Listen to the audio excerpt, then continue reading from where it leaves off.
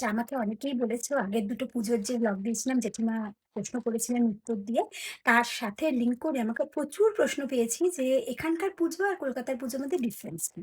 তো এই ছোট্ট টাইমের মধ্যে বলাটা খুব মুশকিল, তাই একটু হুটোপুটি করেই বলছি মেন পয়েন্টগুলো, পরে আস্তে আস্তে এক্সপ্লেন করবো যদি আমি কোয়েরিজ পাই।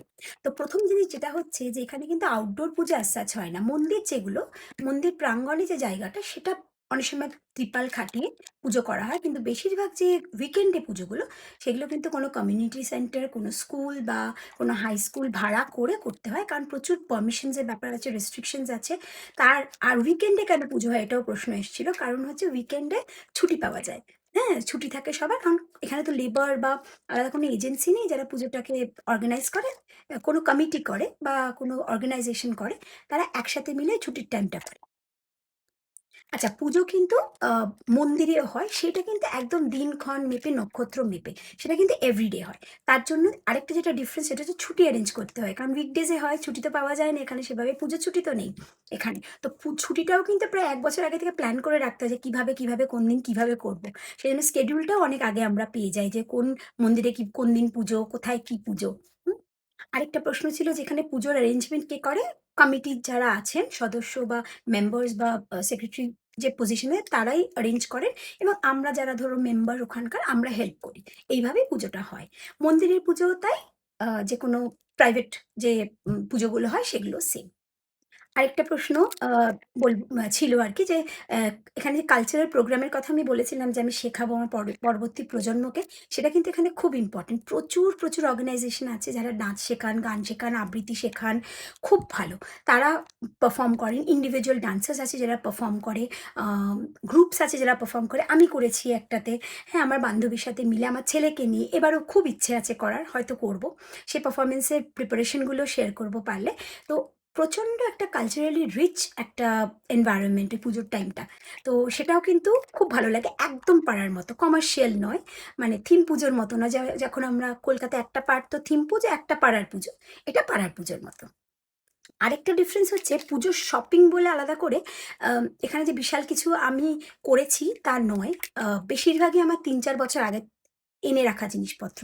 কিন্তু লাস্ট ২ থেকে ৩ বছর আমি কিন্তু এখানকার সেলার্সদের থেকে প্রচুর জিনিস নিয়েছি, এবং দেখছি এক্কেবারে লেটেস্ট, খুব রিজনেবল প্রাইস, ভীষণ ভালো কোয়ালিটির জিনিস। আর আপনার একবারে দেখে পছন্দ হবে। তো ওই ডিফারেন্সটাই নেই। এখানে প্রচুর মেলা হয়, পুজোর আগে হয়, পুজোর সময় হয়, পুজোর ৩-৪ মাস আগে থেকে হয়, এক্সিবিশনস হয়, প্রচুর সেলার্স আছেন।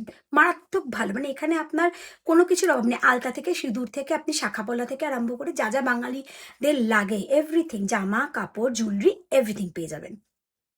ডিফারেন্সটা এটাই যে অনেক জিনিস আমরা ৩-৪ বছর আগে থেকে প্ল্যান করে নিয়ে আসি। যেমন আমার শাড়ি, ব্লাউজ সবকিছু আমি করে নিয়ে চলে এসেছি।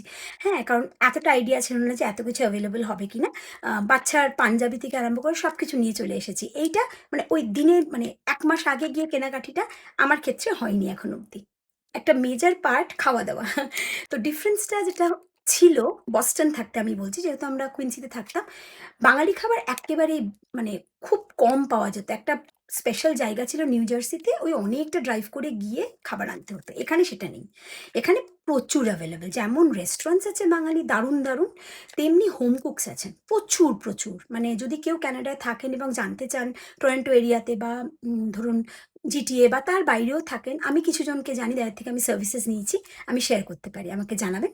তো ওইটা একটা কিছু জিনিস পাওয়া যায় না ফর সিউর। মানে ধরুন আপনি বেরিয়ে চপ পাবেন না, মুড়ি পাবেন না, একটু আখের রস খেয়ে আসি, বা ধরুন আপনার মনে হলো আজকে ঝালমুড়িটা খেয়ে আসি, সেটা হয়তো তখনই পাবেন না। কিন্তু এভরিথিং ইজ অ্যাভেইলেবল। একটু টাইম লাগে বা একটু প্ল্যানিং লাগে। আর পুজোর আগে পরে তো সবকিছু অ্যাভেইলেবল।